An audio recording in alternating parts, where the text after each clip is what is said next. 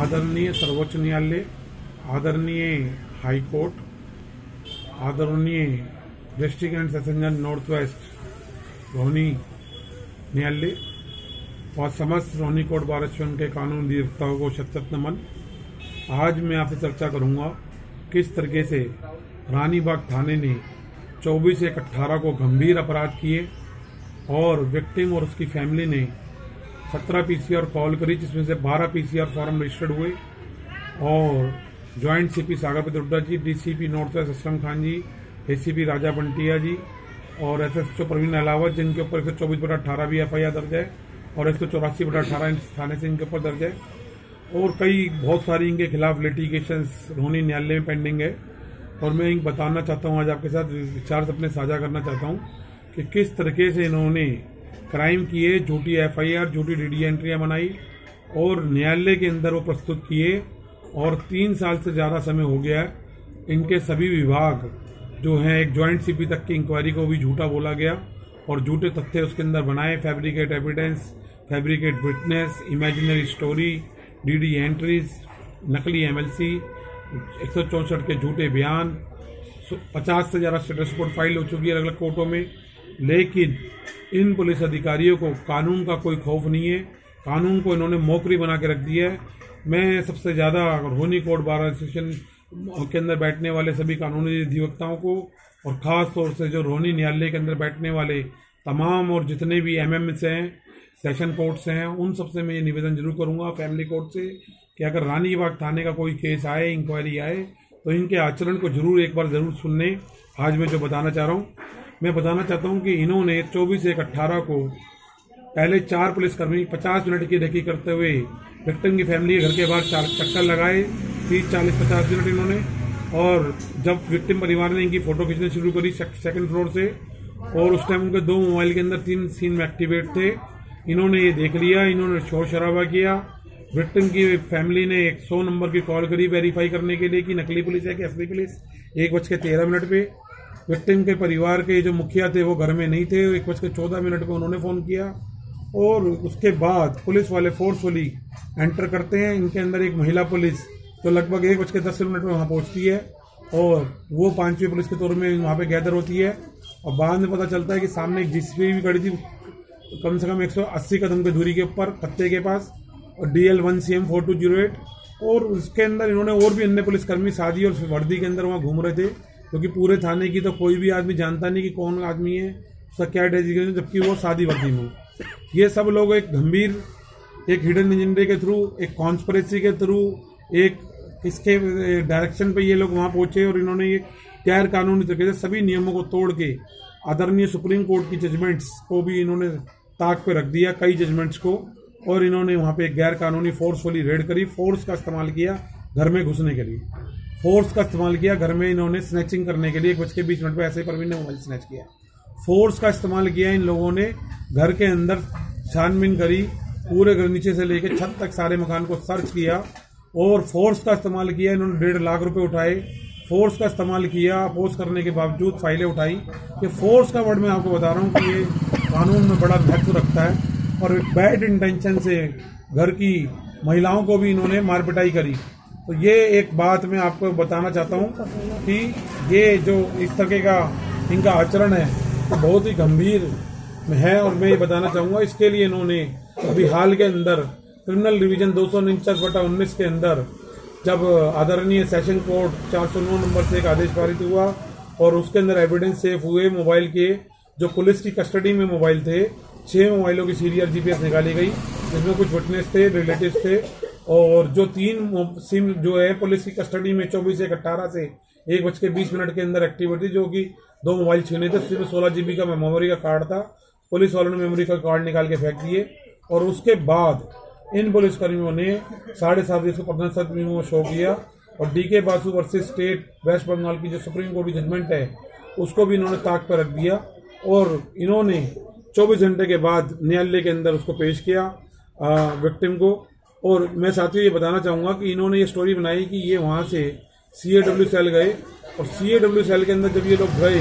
तो पूरी तरीके से इमेजिनरी और फाल्स और झूठ है, क्योंकि जो मोबाइल इन्होंने पर्सनल सर्च में शो किए थे उनकी लोकेशंस आ गई हैं तीनों फोन की, कि घर से विक्टिम पहले इनसे कह रहा था कि ये घर से निकले 1:29 पे और 1:30 और 32 के बीच में ये गाड़ी में बैठे और सीधा ये 10 से 15 मिनट के अंदर रानीबाग थाने पहुंचे और वहां एसएचओ परवीन अहलावत के सामने उनको पेश किया। और परवीन अहलावत की एंट्री है रानीबाग थाने में डीडी नंबर 19 से और डीडी नंबर 20 है। उसके बाद इन्होंने विक्टिम के बच्चे को जो है 2nd फ्लोर के बैरक पे रखा, 3rd फ्लोर पे इन्होंने बैरक बना रखा है और बैरक में रखा, गैर कानूनी तरीके से खाने पीने को नहीं दिया, पूरी तरह से मेंटल टॉर्चर किया जितना ये कर सकते थे, जितने नियम तोड़ सकते थे उन्होंने सभी नियम तोड़े। और ये मैं बात आपको साझा करना चाहूंगा कि अब कोर्ट के अंदर 107 नंबर के अंदर और 113 नंबर के अंदर सीरियर जीपीएस आ चुकी है। तो उस जीपीएस के आने के बाद 18 नंबर कोर्ट में भी आ चुकी है और ये साफ साफ स्पष्ट हो गया है कि इन्होंने जो है मोबाइलों की जो लोकेशन है, आगे टावर लोकेशन, वो M2 के सिनेमा हॉल की और ना के रानीबाग थाने की आ रही है। स्पष्ट हो चुका है कि वो वहां थे, वहां 7:37 पे उन्हीं फोनों से इन्होंने होस्टेज कॉल करी एसआई संदीप ने, जहाँ पे एसआई परवीन मौजूद था, वो भी उसकी भी लोकेशन आ रही है कि रानीबाग थाने की है। अब इससे सब कुछ प्रूफ हो गया है कि इन्होंने झूठे कंटेंट्स करे। जब कोई इन्होंने एक झूठी स्टोरी ये भी दिखाई कि एसआई नवीन ने ये बताया कि जी मेरे को आया और उसने मेरे को धमकी दी, ये करा, और अन्य पुलिसकर्मियों ने उसके अंदर बयान दिए कि हमारे सामने ये हुआ और इसको एफआईआर में दर्ज करके मेंशन किया। तो ये भी साफ साफ नजर आता है कि पूरी तरीके से झूठ है, क्योंकि जब व्यक्ति M2 के सिनेमा हॉल CAW सेल में गया ही नहीं तो ये कैसे संभव हो सकता है कि भाई वहां पे जो बंदा गया ही नहीं उसने तो वहां धमकी दी हो। ये खुद पुलिस का आंकड़ा बोल रहा है, पुलिस की थ्योरी बोल रही है। और CAW cell north west district में जब हमने इस बारे में RTI लगाई 12 से 13 तो उन सबके अंदर उनके DCP के द्वारा ये जवाब आया कि भाई CAW सेल में उस दिन ना कोई आया,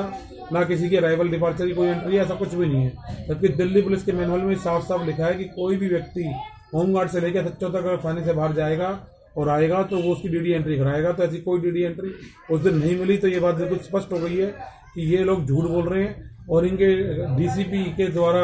जो आए हुए RTI रिप्लाई है उससे भी बात हो जाएगी CAW सेल में कोई नहीं गया। और CAW सेल में जब कोई गया नहीं तो पूरे दिन उस दिन कौन रहा है, सही नवीन को धमकी किसने दी। जब पत्थर स्विच पे मोबाइल 7:30 मिले हैं तो वो बंदे उस व्यक्ति के साथ थे और फोनों की लोकेशन रानीबाग थाने की आ रही है। और ये मोबाइल के फोन 25 से 18 को भी खुले हुए थे। ये पहले दिन से विक्टिम की फैमिली बोल रही है और अभी FSL की रिपोर्ट भी आ गई है। उसमें ये होगा कि मोबाइलों के अंदर जो डाटा था उसको डैमेज कर दिया गया है, वो चालू नहीं हो सकते और इसलिए बिगर एग्जामिन की वापसी हो गई। तो इन सब सूरत के अंदर मैं ये आज चाहूंगा कि आदरणीय सर्वोच्च न्यायालय, आदरणीय उच्च न्यायालय और संसद के अंदर मैं कहूँगा डिस्ट्रिक्ट एंड सेशन जज नॉर्थ वेस्ट, आदरणीय 107 नंबर कोर्ट जहाँ पर 18/2/21 को ये मैटर लंबित है सुनवाई के लिए मानसिक मलिक जी, और इसके बाद 113 नंबर कोर्ट के अंदर ये मैटर लंबित है अलग अलग हियरिंग्स पे, 18 नंबर कोर्ट में लंबित है और भी कई कोर्टों में लंबित है। मैं ये प्रयास करूंगा और सीनियर अधिकारियों से भी प्रयास करूंगा कि ज्वाइंट CP की जो इंक्वायरी थी 15/3/18 को कम्प्लीट हो गई थी, 7/2/18 को उन्होंने, उसमें सारे झूठे तथ्य इन्होंने बोले। और ये कई इंक्वायरियों में आज तक PCR ऑफिसर्स के जो बयान थे ASI जयवीर के, कांस्टेबल कुलदीप मीना के और कांस्टेबल रोमिन के, वो भी आज तक सामने नहीं आए, कोर्ट के सामने छुपाते आ रहे हैं। कांस्टेबल परवीन यादव की प्रेजेंस इन्होंने छुपाई पहले साल के अंदर, और सरकारी जैसे 4208 और इसके साथ अन्य पुलिसकर्मियों की जो अननोन है जिनके नाम आज तक नहीं पता,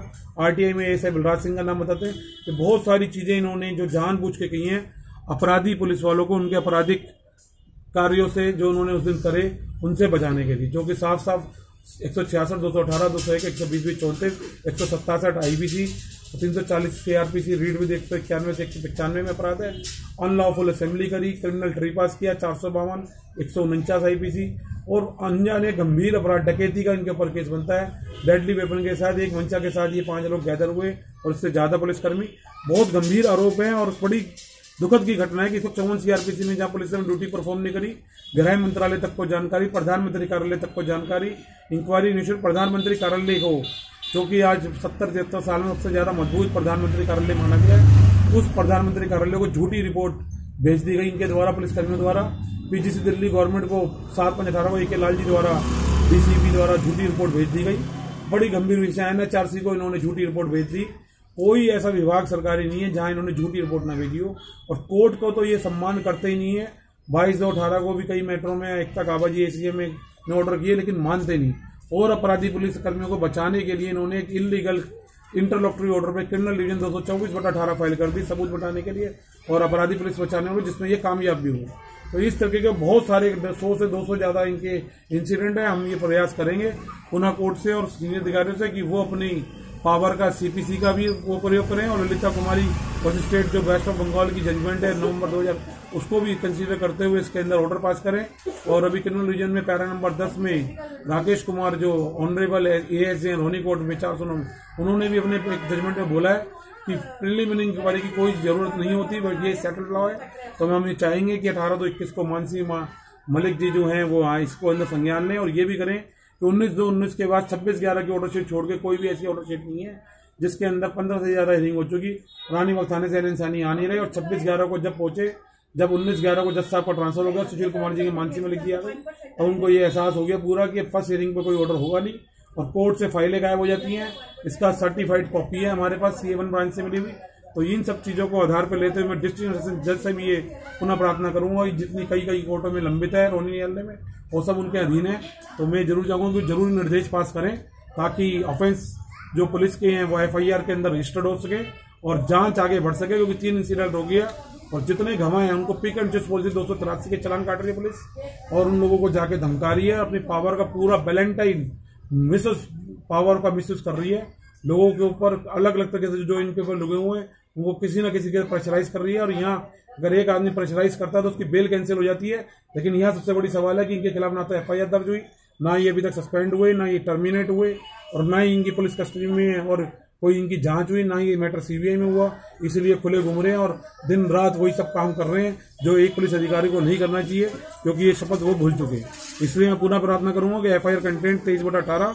जो 107 नंबर को DJ north west high court को रिकमेंड करें इसको रद्द करने के लिए 482 CRPC के लिए। और खुद मैं ये चाहूंगा कि कोर्ट उनको रिकमेंड करे इन तथ्यों को देखते हुए, इन मोबाइल की जांच को, कॉल डिटेल को, आधार को मानते हुए, और हाई कोर्ट को रिकमेंड करे कि DD नंबर 18 है, 21 है, 26 है और उसके अलावा बहुत सारी DD एंट्रियां नकली हैं। MLC में झूठी स्टोरी बताई गई है। 164 में प्रियंका राजपूत जी 118 नंबर लेके हमने करा था। 15/3/18 को जो ACP PG रमेश कुमार ने इंक्वायरी करी। ये सब इंक्वायरी और inspector Anand Kumar vigilance PHQ की जो इंक्वायरी है वो आज तक गायब है, जो उन्होंने 24/18 से 29/18 के बीच में करी। और ऐसी बहुत सारी इंक्वायरियां गायब है और सब मैटर लंबित है। ज्यादातर टाइम पे कोर्ट के हियरिंग पे फाइलें प्रोड्यूस नहीं हो पाती। मैं ये जरूर चाहूंगा कि इसके अंदर जल्दी निर्देशन करें और डीजे